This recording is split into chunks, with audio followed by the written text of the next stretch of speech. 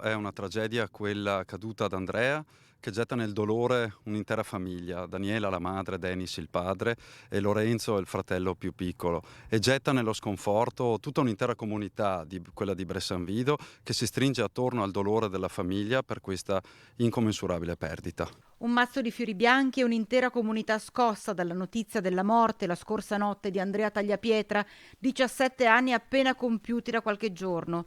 Il giovane stava rincasando attorno alle 3:30 dopo una serata tra amici lungo via Bosco a Poianella di Bressanvido. A poche centinaia di metri da casa avrebbe perso il controllo dello scooter che guidava. Forse un colpo di sonno. È finito nel campo, si è schiantato contro l'unico palo della segnaletica stradale presente sul tratto di rettilineo. Un impatto che non ha lasciato scampo ad Andrea, studente al terzo anno dell'Istituto Alberghiero di Vicenza. Inutile ogni soccorso da parte dei sanitari del SUEM, allertati da un passante che ha notato il motorino e il corpo tra l'erba.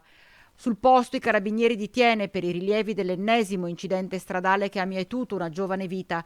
Sconvolto il sindaco Luca Franzè, che ben conosce la famiglia del 17enne. Sono stato a casa della famiglia per essere vicino, manifestare la vicinanza mia personale, perché comunque è una conoscenza diretta, un'amicizia diretta, oltre che da parte dell'amministrazione e dei cittadini che rappresento. Conosco quello che è Andrea e quello che faceva in paese: un bravo ragazzo che partecipava alla vita comunitaria, giocava al calcio, e possiamo tranquillamente definire veramente un bravo ragazzo.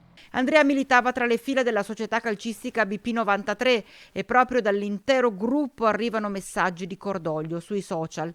Il funerale di Andrea si terrà mercoledì prossimo, 12 aprile, nella chiesa di Poianella alle 10. Con la polizia locale ci siamo già mossi per garantire la doverosa sicurezza, perché sappiamo sarà una celebrazione molto partecipata.